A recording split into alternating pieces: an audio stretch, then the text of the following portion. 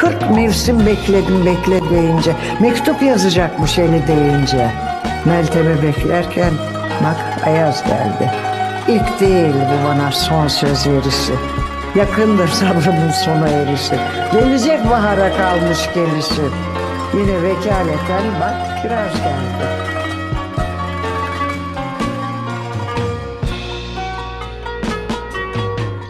Hayat bazen öyle insafsız ki küçük bir boşluğundan yakalar, hissettirmez en zayıf anında, seni ta yüreğinden yaralar.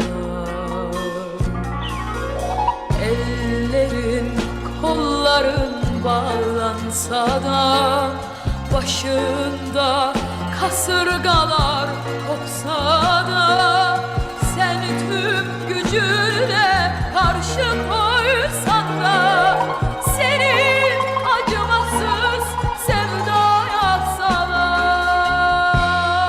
salar. Sen de benim kadar gerçekleri görüyorsun, beraber olamayız. Benim gibi biliyorsun, bir başka dünyanın insanısın yavrucağım. Sen kendi dünyanın toprağında büyüyorsun.